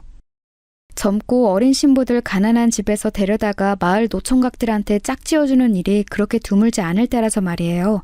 특히 촌에서는 꽤 많이 일어나는 일이었으니까요. 저도 뭐 처음에는 서러웠지만 그래도 이게 다 인생이겠거니 하고 시댁에 적응하려고 노력했습니다. 시댁은 그래도 그렇게 나쁜 분들은 아니었어요. 시어머니는 이제 갑자기 혼인하겠다고 하는 작은 아들이 기꺼워서 며느리인 저한테도 잘해주시려고 상당히 노력하셨었죠. 그래도 지금 기준으로 보면 그 당시 일은 시집살이가 심했다고 보실 수도 있지만 당시 촌의 시어머니로서는 굉장히 좋은 분이었어요. 보통 당시 밥을 먹을 때 남자들이 큰 상에 모여 앉아서 먹고 여자들은 뒤로 빠져서 작은 상에 앉아 먹었는데 작은 며느리이자 집안 막내인 저는 상에 밥도 올려놓지 못하고 그냥 바닥에 놓고 먹어야 했거든요. 그런데 시어머니가 그거 불쌍하다고 제 밥그릇을 위해서 작은 상을 조금 큰 것으로 바꾸어서 같이 앉아서 먹을 수가 있었죠. 바닥에 놓고 혼자 밥을 먹으면 남은 반찬 한두 가지 놓고서 그거에만 먹어야 하는데 작은 상에서 같이 먹으면 그래도 여러 가지 반찬을 먹을 수 있었거든요. 게다가 작은 며느리이니 이전 식사에서 남은 찬밥이나 누룽지를 먹었어야 했지만 시어머니가 일부러 따뜻한 밥으로 바꿔주시기도 했고요. 얼마나 감사했는지 몰라요. 시아버지는 엄격하고 가부장적인 분이어서 좀 무서웠지만 그래도 시어머니 덕분에 제가 살 수 있었죠. 남편도 생각했던 것보다 무척 좋았어요. 나이 차이가 10살이나 나다 보니 처음 제 얼굴을 보고서 한 말이 아이고 애기네 였었죠. 사실 30살짜리 총각이 20살짜리 여자애를 봤으니 얼마나 어려 보였겠어요. 아직 젖살도 안 빠진 나이잖아요. 너무 어리다고 생각해서인지 남편은 저한테 무뚝뚝해도 이것저것 신경 써주는 게 있었죠. 밖에 나가서 놀다 들어올 때 자기가 먹던 간식 하나라도 들고 들어와서 저한테 준다든가 읍내 나가서 술 마시다가 예쁜 색깔 목도리라도 있으면 그거 하나 사들고 들어와서 저한테 준다든가 하는 식으로요. 시집살이가 고되지 않았다는 건 아니에요. 지금과는 달리 당시에는 시댁에 층층 시아 어르신들이 정말로 많았어요. 시조모, 시조부에 시외 삼촌들까지 다 모시고 살았었죠. 대부분이 다 엄하고 무서운 어르신분들이라서 숨도 못 쉴 정도였어요.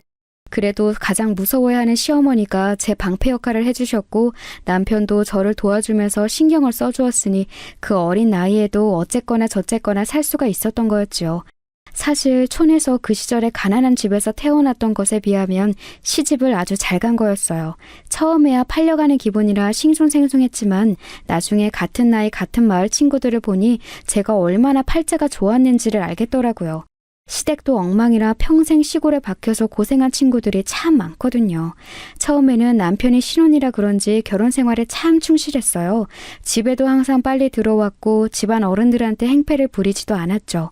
총각 시절에는 마을에서 싸움도 많이 하고 술도 그리 많이 마셨다는데 제가 각 결혼했을 때는 믿어지지 않을 정도였어요. 저한테만은 무뚝뚝해도 세상 없이 신경 써주는 사람이었으니까요. 그런데 이제 결혼 생활이 1년이 지나고 2년이 지나니까 남편이 좀 실증이 나는 것 같더라고요. 저한테 이 시골 지겹지 않냐고, 혹시 같이 도시 나가 살 생각 없냐고 물었어요. 저는 아무것도 모르던 시절이었기 때문에 당연히 도시라고 하면 그냥 좋다고 여길 뿐이었죠. 그 당시에는 마을 전체에 TV가 2대밖에 없던 시절이었거든요. 그중 하나가 저희 시댁에 있었는데 시조부님 방에 있어서 저는 어쩌다 한번 가족들이 다 시조부님 방에 모여 인사드릴 때 화면을 보는 정도였어요. 그럴 때 화면에서 간혹 도시 풍경이 나오면 가슴이 뛰었었지요. 아직 어린 나이라서 더 넓은 세상으로 직접 나갈 생각은 꿈도 꾸지 못했지만요. 그런데 남편이 혹시 도시 나가서 살 생각 없냐고 하니까 저는 당연히 좋을 수밖에요. 남편은 저를 꼬드겨서 도시로 이사해서 살고 싶다, 독립하고 싶다고 말하도록 설득했어요.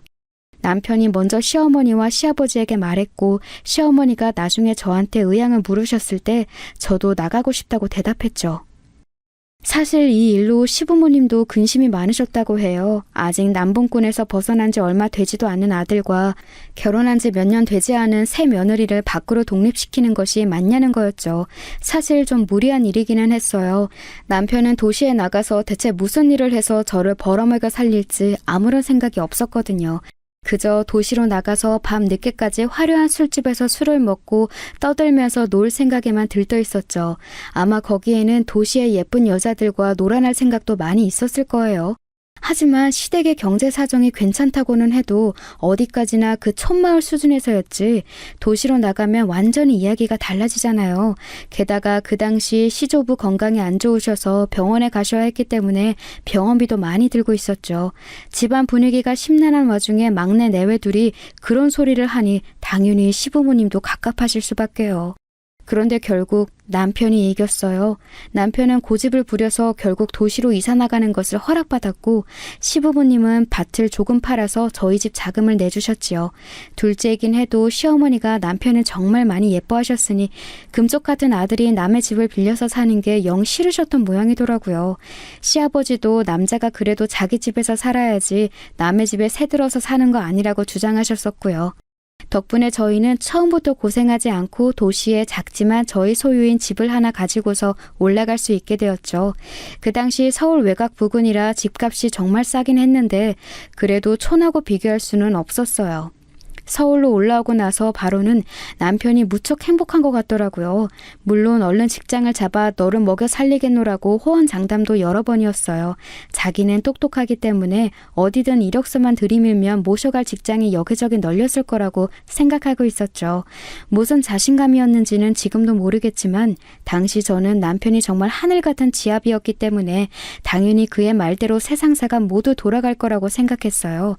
20대 초반 그 시골에서만 자란 여자애가 뭘 알았겠어요. 더 넓은 세상을 잘 아는 남편이 다 알아서 하겠거니 나는 지금까지처럼 얌전히 집안에서 살림하며 살면 행복하게 평생 잘 살겠거니 한 거였죠. 그런데 당연히 이게 잘 될 리가 없었죠. 사실 그때는 지금하고는 달리 한국이 막 발전하던 경쟁 성장기였기 때문에 여기저기 일자리는 참 많았어요. 나중에 보니까 정말 못 배운 친구들도 공장이며 어디며 취직 다 해서 잘 벌어먹고 살았더라고요. 나중에 자리 잡아서 아예 중상층이 된 친구들도 있었고요. 남편도 신체 건강한 젊은 남자였으니 어디 가서 취직 못할 일은 없었죠. 하지만 문제가 남편이 그런 일을 하기 싫어했다는 거였어요. 남편은 어디 편한 자리에서 서류 업무나 하는 그런 일을 바라고 공장 일은 말만 꺼내도 싫어했죠. 하지만 고등학교도 간신히 졸업한 남편을 어디 그런 일자리에서 써주겠어요? 그 나이까지 아무런 이력도 없는 사람을 말이에요. 게다가 남편은 편한 일자리에서 높은 봉급을 바라고 있었고 심지어 어디 일자리에 취직했다가도 불성실해서 쫓겨나기도 했어요. 그럴 때마다 남편은 화를 내면서 자기 값어치를 사람들이 못 알아준다면서 열변을 토하고는 했죠. 어리던 저는 남편의 말이 다 맞다고 여기면서 왜 도시 사람들은 이렇게 각박하고 남편을 못 알아줄까 했었고요. 얼마나 어리석었는지 그렇게 시간이 흐르면서 점점 더 돈이 없어지기 시작했죠. 생활은 해야 하는데 들어오는 돈은 없으니 당연하잖아요. 게다가 남편은 그 지경이 되어서도 술 마시는 걸 놓지 못했거든요. 물론 시댁에서는 용돈을 보내주셨어요. 하지만 시댁도 슬슬 시조부의 병환이 심상치 않아지면서 여유가 없어졌고 저희한테 계속 돈을 주실 수가 없게 되었죠. 게다가 시아주버님이 이제 저희는 독립했으니 돈 보내지 말라고 하셨던 모양이더라고요. 사실 지금 와서 생각해보면 너무 당연해요. 시아주버님은 장남으로 이제 시부모님까지 모시면서 시댁을 부양해야 하는데 여윳돈이 계속해서 독립한 둘째 내로 흘러들어가 버리면 그만큼 시댁에는 여유가 없어지는 거니까요. 집안 책임지는 사람으로서는 당연히 막을 수밖에 없었죠. 하지만 당시 저와 남편은 그런 시아주버님의 태도에 아주 분개했답니다. 저희의 유일한 돈줄이 시댁이었는데 그 돈마저 빼앗아 간다고요. 어차피 유산도 상속받을 사람은 시아주버님인데 그 정도 작은 돈마저 주지 않으려 한다고 남편이 정말 엄청나게 화를 냈었죠. 지금 생각하면 아마 그 돈이 없으면 당장 다음 달 생활비부터 빵꾸가 나가 생겼으니 그렇게 화를 냈던 것 같아요. 하지만 뭐 돈이 없으면 결국 벌게 되어 있죠. 남편은 억지로 공장에 취업을 했습니다. 그렇지 않으면 아예 생으로 굶게 생겼으니 어쩔 도리가 없었죠. 하필이면 제가 또 임신을 하게 되어서 남편은 자기 아이가 태어난다는 소식까지 듣고서는 뭐 일을 안 할 도리가 없었어요. 남편이 취직을 하고서 집안 분위기는 살벌해졌어요. 저는 시댁이 있을 때와는 다르게 무척 예민하고 신경질적이 된 남편이 무서워서 제대로 말도 하지 못했고 남편은 퇴근해서 올 때마다 제 얼굴도 보지 않고 곧장 방으로 들어가 버렸고요. 차라리 시댁에 있을 때가 훨씬 행복했던 거였죠. 시댁에 있을 때는 다음 달 생활비 걱정 같은 걸 제가 할 필요도 없었고 집안 시댁 어르신들이 엄하다 하셔도 시어머니가 저를 살뜰히 살펴주셨으니까요. 마음만은 편했던 남편도 제게 훨씬 부드러웠고 하지만 도시로 살림살이를 옮기고 나서 그 후로는 단 한순간도 편하게 지내본 날이 없었답니다. 남편은 거의 1년 정도 그래도 취직한 공장에 성실히 다녔어요.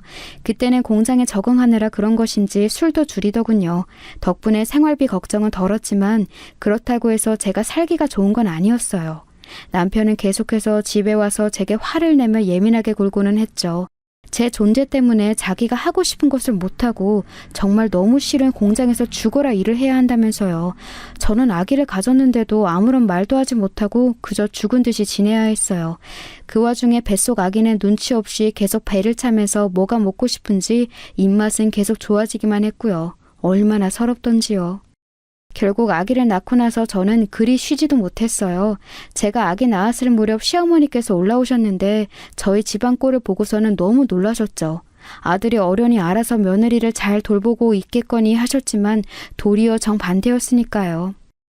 다행히도 낳은 첫아이가 아들이라서 시어머니는 너무 기뻐하시면서 저를 돌봐주셨어요. 하지만 그렇다고 해도 시조부께서 위독하신 상황이라 저희 곁에 오래 머무실 수가 없는 상황이었죠. 시어머니는 얼른 내려가서 시조부 병구안을 해야 했으니까요. 결국 일주일 정도 누워있다가 일어나서 아이를 돌보며 집안일을 시작했어요. 남편은 그동안 제가 누워있던 게 그리도 꼴보기 싫었던지 시어머니가 내려가시자마자 저한테 잔소리 폭격을 시작했죠. 옆편 내가 누워있으니까 계속 살이 찐다면서 이제 임신한 것도 아니니 아이 돌보면서 살을 빼라는 둥, 화장품 뭐라도 하나 찍어 바르라는 둥, 도시 여자들은 어떤 여자도 당신같이 못생기지 않았다는 둥. 하지만 당시 남편의 봉급은 터무니없을 정도로 적어서 제가 화장품은커녕 장을 볼 때도 망설이게 될 정도였어요. 저와 남편의 입에 들어가는 식재료조차도 시장에서 상천한 것이나 질이 좋지 않아 저렴한 것을 사서 요리할 정도였거든요. 아들을 돌보면서 집안일을 하는데 정말 허리가 끊어지는 것 같았어요. 그때 고생하면서 얻은 증상들이 지금 이 나이까지도 저를 고생시키고 있죠. 게다가 아들을 낳고서 6개월 정도 지났는데 몸 상태가 이상해서 병원에 갔더니 또다시 임신 진단을 받았어요. 가뜩이나 새 식구 먹고 사는 것도 힘들어 미치는데 연년생으로 아이를 낳게 된 것이었죠. 남편은 길길이 날뛰면서 화를 냈어요. 그렇다고 아이를 지우라는 말은 안 했지만 아내가 주기를 계산해서 그걸 책임져야지 바쁜 남편이 어떻게 임신을 예상하면서 화를 너무 내더군요. 저는 다시 주눅이 들어서 결국 어리디 어린 첫 아들을 돌보면서 임신한 저 자신까지도 돌봐야 하는 신세가 되어버렸죠. 임신하면 얼마나 잠이 많이 오는지 아시죠? 첫 아이 임신 때는 그래도 버틸만 했는데 그 사이에 체력이 바닥났는지 둘째 때는 더 이상 견딜 수가 없을 정도로 잠이 오더라고요. 설거지를 하다가 잠깐 쉬려고 식탁에 앉은 채로 잠이 푹 들어버릴 정도로 말이에요. 당연히 첫째 아이 돌보면서 집안일까지 하는데 제대로 될 리가 없었고 집안이 점차 엉망이 되어가는 것을 보고 남편이 퇴근해서 집에 와서는 화를 내는 것이 일상이 되었죠. 둘째에는 그렇게 험악한 집안 분위기를 알기라도 하는 것처럼 제대로 배를 차지도 않았어요. 뱃속에서 너무 움츠러들어 있는 게 아닌가 할 정도로 태아에 대해서 걱정이 되더라고요. 그렇게 고생해서 태어난 건 딸이었어요. 너무너무 고생을 많이 했는데도 낳고 나니까 정말 세상 제일 예쁘더군요. 아들도 딸도 모두 원했기 때문에 하나씩 낳고 나니 세상을 다 가진 것 같았어요. 앞으로 살 일이 큰일인데도 아무 걱정이 안 되더라고요. 남편도 갓 태어난 딸을 보는 그 순간만큼은 정말 기쁜 듯 감격한 얼굴을 하고 있었고요. 연년생으로 둘째를 낳고 나니까 남편은 이제 피임 철저히 하자는 말을 하더군요. 딸이 예쁜지 그래도 그때는 남편이 기분이 많이 풀려 있었어요. 하지만 사실 그 당시 제일 대표적으로 아이 안 낳을 수 있는 방법은 남편들이 묶는 거였거든요. 정관수술이요. 그런데 남편은 그건 또 하기 싫다는 거예요. 그걸 하면 남자 정력에 문제가 생긴다나 뭐라나. 이상한 소문을 들었는지 정관수술 같은 건 남자가 받는 게 아니라면서 저한테 약을 먹어서 피임을 하라고 하더라고요. 지금은 피임약이 어떤지 모르겠는데 당시에는 약이 정말로 독했어요. 부작용도 많았고 그것 때문에 저도 많이 힘들었었죠. 연년생으로 첫째, 둘째를 전부 돌보면서 몸은 상할 대로 상하고 너무 힘들더라고요. 지금 생각해도 다시 돌아가서 하라면 못할 정도로요. 아이들은 세상에서 가장 예쁜데 그걸 생각해도 벅찰 만큼 힘겨웠어요. 둘째를 낳은 직후에는 그래도 행복해 보이던 남편도 곧장 원래 상태로 돌아왔죠.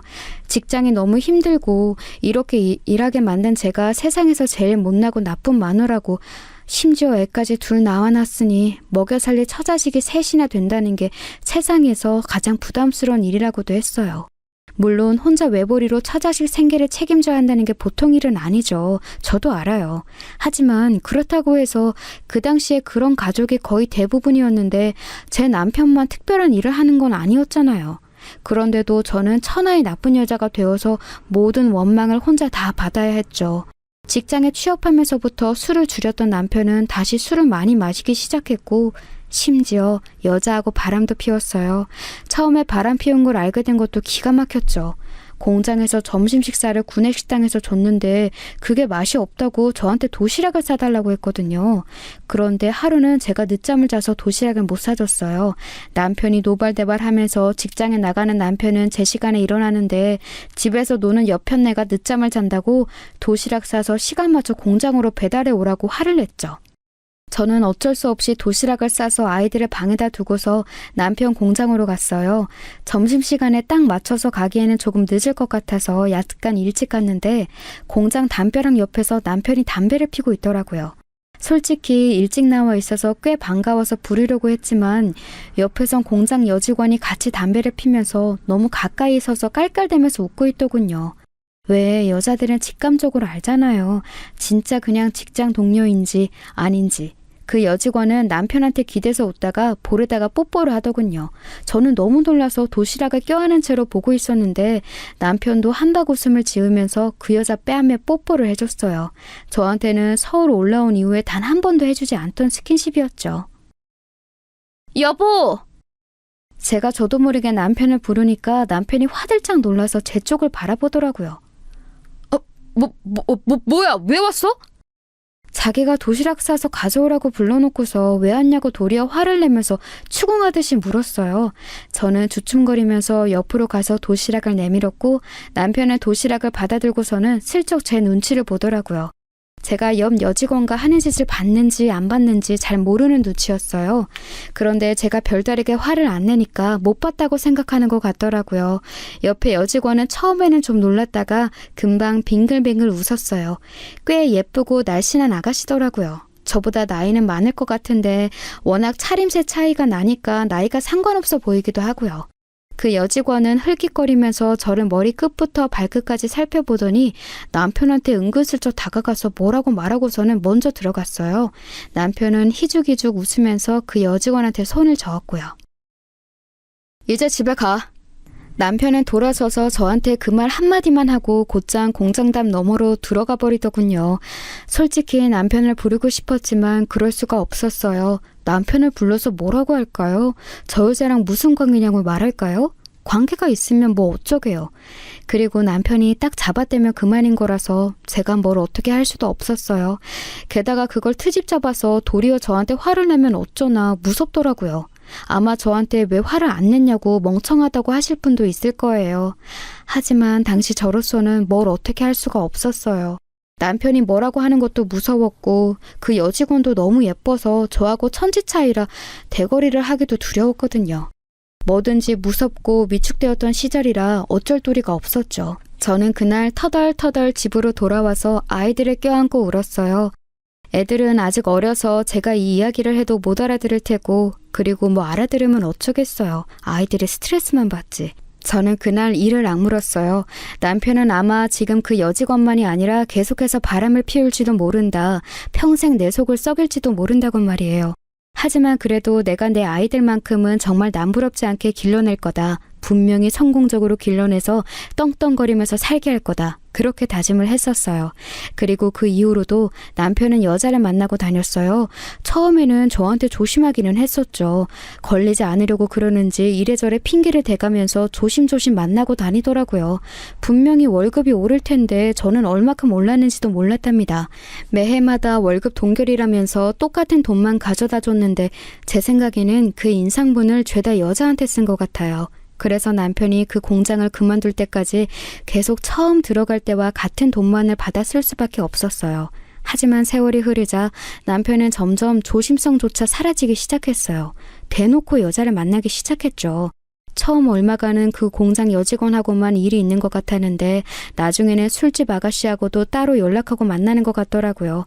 대놓고 재킷 주머니 안에서 여관 영수증이 나오고 이름 모를 집에 열쇠가 나오고 했어요. 아마 만나는 여자 집의 열쇠였겠죠.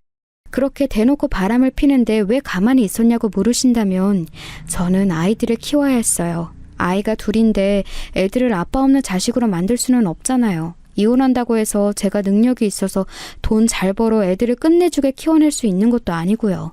만약 능력이 있었다면 남편을 쥐잡듯 잡았을지도 몰라요. 나중에는 정말 손끝 하나 닿는 것도 싫어질 정도로 징그럽게 여자를 만나댔으니까요. 하지만 제가 무능력하고 애는 둘이나 있는데 둘 다 어린 상황에서는 도대체 어떻게 할 수가 없더라고요. 그래도 여자만 만날 때는 나았었죠. 남편 나이 40 중후반쯤 되었을 때였어요. 애들도 이제 중학생이나 된 상태였는데 그때가 가장 돈이 많이 드는 시기잖아요. 애들이 하고 싶어하는 것도 많고요. 다행히 저희 애들은 워낙 착하고 소박해서 저한테 해달라는 건 많이 없었지만 그래도 먹는 것도 제대로 맛난 걸 많이 못 먹이는 건 너무 서러웠어요. 그런데 가뜩이나 생활비도 모자라서 쩔쩔매는데 남편이 갑자기 공장을 그만두겠다고 하더군요. 그때쯤 남편은 그래도 꽤나 오래 근속해서 나름 자리를 잡은 상태였는데 그걸 그만두겠다고 하는 거예요. 여태까지 모은 돈으로 사업을 하겠다고요. 아니 지금껏 생활비도 쪼들렸는데 모은 돈이 어디 있나요? 저한테 여태 얼마 모았냐고 묻길래 저는 너무 어처구니가 없어서 그런 돈 없다고, 여태 적자 나는 거 전부 아는 사람들한테 빌렸으면서 돌려막으며 갚았다고, 생활비가 얼마나 드는지 아느냐고 남편한테 쏘아붙였어요. 아마 그날 남편이 꽤나 놀랐을지도 몰라요. 결혼 생활에서 처음으로 남편한테 대든 날이었거든요. 10살이나 차이가 나다 보니 남편은 당연히 저를 무슨 학생이나 어린 조카 대하듯이 했고 제가 말대답을 한다는 건 상상을 못할 정도였어요. 그런데 제가 마구 쏘아붙이면서 제정신이냐고 화를 냈으니 말이에요. 그런데 저희 남편이 정말 성격이 안 좋거든요. 제가 그렇게 말하는 걸 듣고 가만히 있을 리가 없었죠. 그날 거의 세간살이를 부숴가면서 남편이 소리를 질러댔고 저는 너무 무서워서 애들을 안고 방으로 도망 들어가 숨어 있었어요. 방문을 잠갔더니 문을 부셔버리겠다면서 남편이 두드리는데 정말 너무 무섭더군요. 오금이 떨릴 지경이라 애들을 껴안고서 창문으로라도 나가야 하나 고민을 할 정도였어요. 물론 3층 집이라서 불가능했지만요. 결국 남편은 정말로 공장을 그만두고서 사업을 시작했어요. 정확히는 자기 사업도 아니고 친구 사업에 이름 공동으로 올리고서 투자를 하는 거였죠. 사실 남편이 얼마나 허세가 가득한 사람인지를 생각해보면 그때까지 공장 얌전히 다닌 것만 해도 참 많이 참았다 싶기는 해요. 아마 여자를 만나면서 잘난 척하고 싶은 욕구를 풀었던 것 같은데 이제 40 중후반쯤 되니 돈이 없으면 아마 여자들이 안 많아졌던 모양이죠. 공장에 다니는 것 정도로는 도저히 여자 떵떵거리만 만날 정도의 여유가 없으니까 결국 투자 꼬드김에 넘어간 거였어요. 남편을 꼬드긴 건 서울 올라왔을 때 초반에 사귀었던 술친구였는데 딱 봐도 너무 양아치라서 제가 진짜 싫어하던 사람이었죠. 그런 인간한테 넘어가서 투자라뇨. 근데 대체 돈이 어디서 나서 투자를 했나 너무 궁금하더라고요. 남편은 딱 자기 사업가라고 친구 사업에 돈 내서 투자했다고 으스대면서 말하는데 제가 볼 때는 절대 돈 나올 구석이 없었거든요. 너무 수상한데 그걸 제가 동네 친한 아줌마한테 고민하면서 이야기했더니 혹시 집 담보대출 받은 거 아니냐는 거예요. 정말 정신이 아찔했죠. 아니나 다를까 확인해보니 정말로 집 담보대출을 받아서 투자한 거더라고요. 시댁에서 그 오랜 예전에 밥 팔아서 사주셨던 이 조그만 집을 그나마도 대출을 받아서 사업한답시고 넣어버리다니 게다가 대출도 정말 한계까지 끌어다가 내버렸더라고요. 만약 그 사업이 잘못되면 정말 우리 집 가족들은 거리에 나가게 되는 거였어요. 저는 화를 내고 싶었지만 남편이 그렇게 방문하고 집안을 전부 부술 것처럼 발광하던 게 잊혀지지를 않았어요.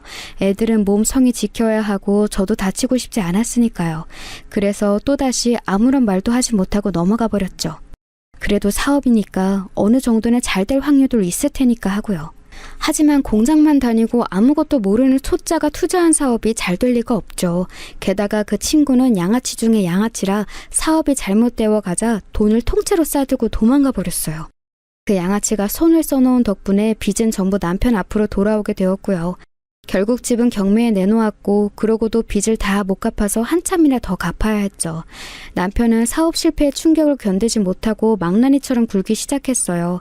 한 달씩 집에 들어오지 않는 경우도 많이 있었죠. 그래서 저는 아이들을 키워야 하니까 마음을 굳게 먹고 주변 동네 마트 캐셔 일자리를 알아보았어요. 그래도 아직 저는 젊은 편이라서 마트 캐셔 자리에 합격을 시켜주더군요. 그리고 사정이 딱하다는 것을 알아본 마트 주인 아저씨가 제게 맞는 시간대에 일하라고 배려를 해주셨고요. 최대한 아이들한테 밥도 해주고 챙겨야 했으니까요. 당시 저희는 반지하 새방으로 이사를 갔고 남편은 거의 집에 들어오지 않았어요. 정말 부모로서 애들 얼굴 보기가 부끄러워 살 수가 없었는데 그래도 저희 애들이 정말 착했답니다. 아이들은 단 한 번도 제 속을 썩이지 않고 자라났어요. 장남인 아들은 조금 무뚝뚝하지만 듬직한 성격이었고 딸은 다정하면서도 저를 잘 배려하는 아이였지요. 서로 보완이 참 잘 되는 남매였어요. 아들이 배려하는 걸 살짝 놓치면 딸이 귀뜸하고 딸애가 뭔가 힘들어 보이면 아들이 도와주고 그런 게 너무 잘 되었거든요. 제 아빠가 술 마시고 들어와서 행패를 부려도 아들이 나서서 저와 딸애를 보호해주기도 했어요. 중학교에 들어가면서부터 아들은 키가 훌쩍 커서 거의 제 아빠보다 더 커져버렸거든요. 체격 자체도 아주 컸고요. 게다가 저희 애들이 공부를 참 잘했어요. 사교육은커녕 책도 제대로 사주지 못하는 게 지금까지도 한으로 남을 지경인데 그런데도 애들이 성적이 정말 좋았거든요.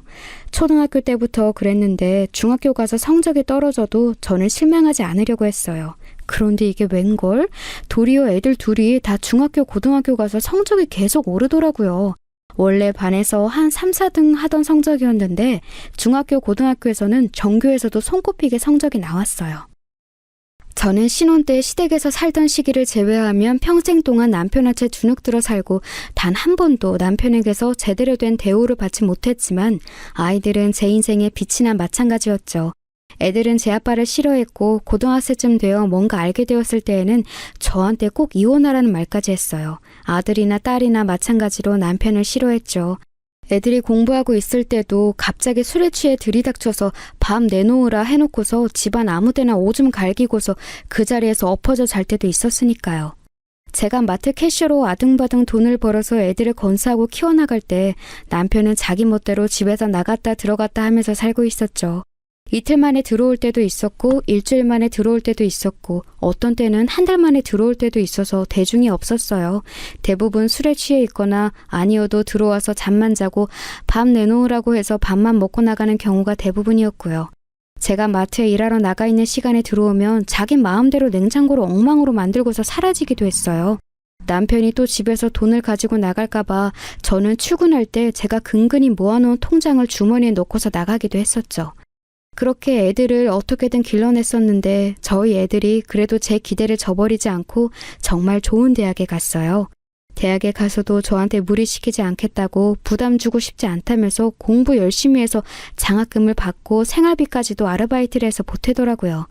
좋은 대학에 갔으니 과외하고 학원 강사 일까지 하게 되어서 나름 벌이가 나쁘지는 않은 것 같았어요. 하지만 아이들이 그렇게 저를 도와주기 시작할 때 솔직히 기쁘기보다는 슬프더군요. 얼마나 부모가 시원찮으면 애들이 이렇게 빨리 철이 들어서 놀아야 할 대학 새내기 때부터 이렇게 치열하게 일을 하고 공부를 해서 나를 도우려고 노력하나 싶어서요. 그리고 아들은 군대를 다녀오고 딸은 한 번도 휴학하지 않고 공부해서 둘 다 대학을 졸업했어요. 아들은 법조계를 지망해서 그쪽으로 갔고 딸은 행시를 봐서 공무원이 되었죠. 게다가 둘 다 결혼을 일찍 했는데 제법 좋은 배우자들을 만났어요.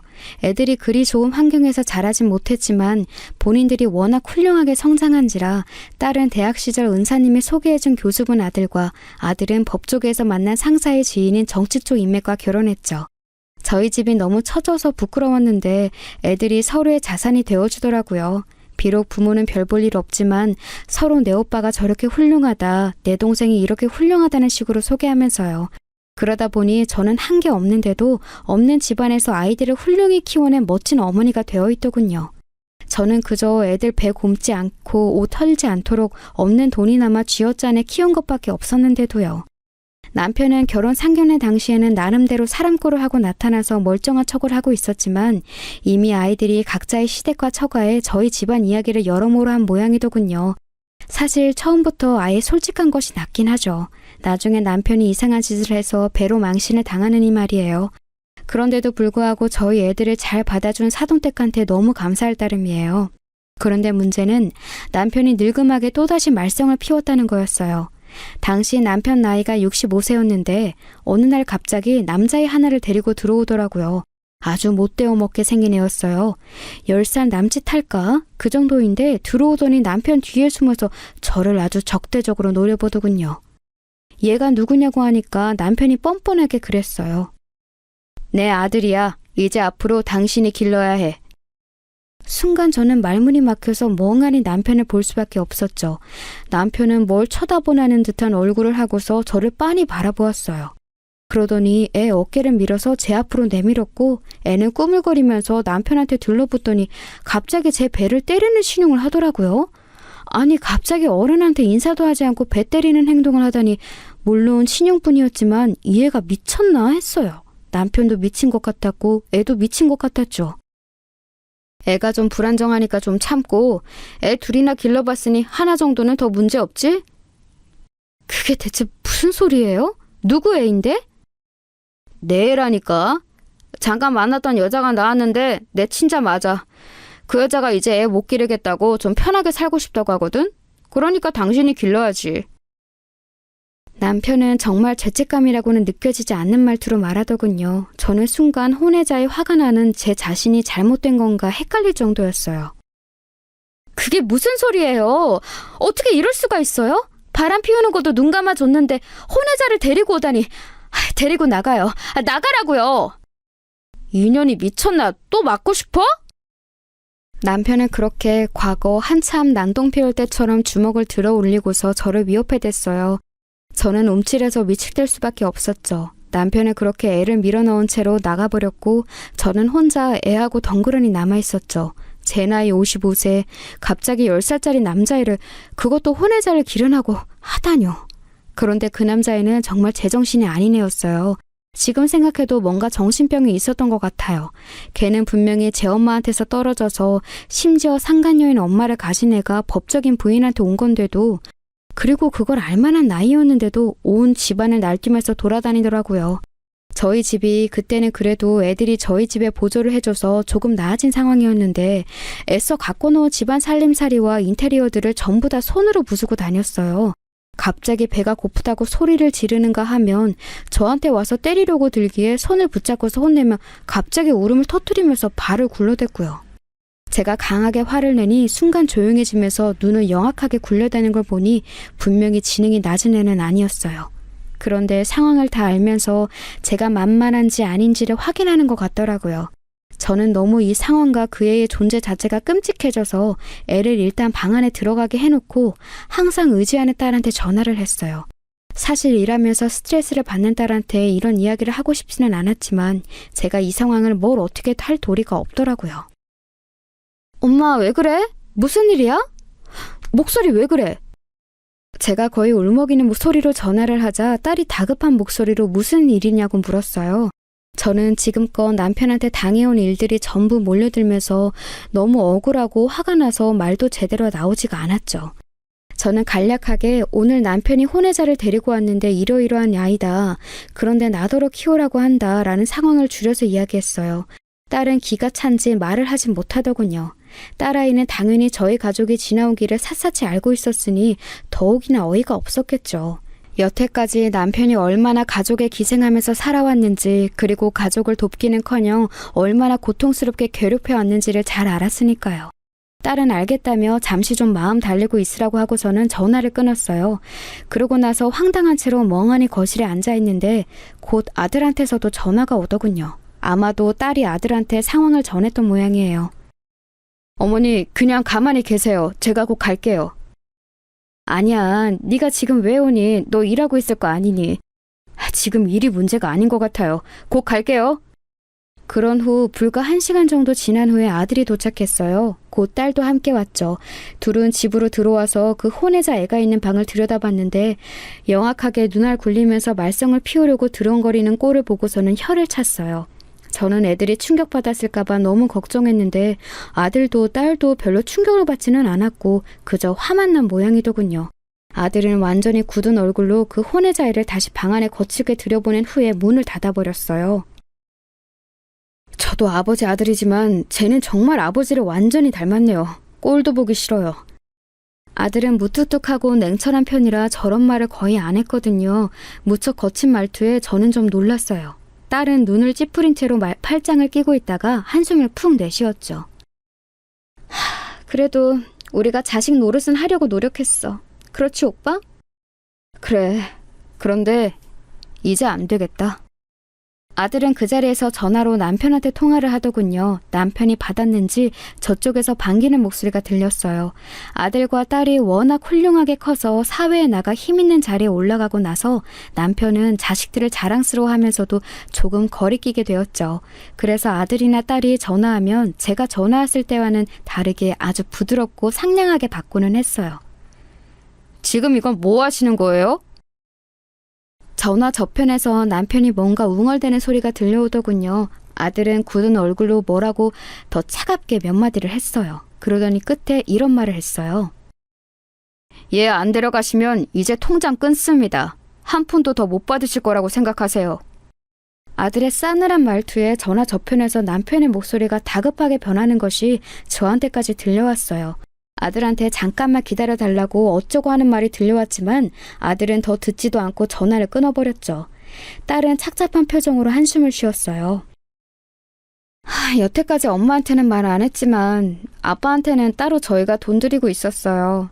통장 하나에서 아빠한테 카드 드리고서 쓰라고 했지.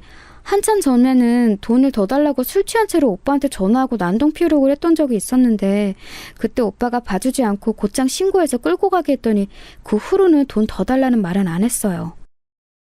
그랬구나. 그래서 그 인간이 집에 와서 돈 내놓으라는 말을 안 했던 거구나. 남편은 아이들이 크기 전에는 술 마시고 들어와서 저한테 손을 올리면서 돈 내놓으라고 했던 적이 많았어요. 하지만 아이들이 취직하고 결혼하고 나서는 그런 일이 아예 없었죠. 그래서 저는 단순히 그 인간이 철이 들었나 했었어요. 하지만 그게 아니었던 거였죠. 어머니한테는 죄송한 일이지만 그래도 아버지니까 최대한 조용히 지내도록 입이나 막자는 의도였어요. 하지만 이런 식으로 밖에서 낳은 애까지 부끄러움 모르고 데려오다니. 아들은 얼굴이 굳어진 채로 그 혼외자 애가 들어가 있는 방문을 쏘아보았어요. 몇 시간 뒤 남편이 헐레벌떡 집 안으로 뛰어들어오더군요. 돈을 끊어버린다고 하니까 벌벌 떨면서 뛰어오는 게 정말 같지 않고 꼴보기가 싫었어요. 야, 내가 그냥 쟤 보낼 데가 없어서 데리고 온 거다.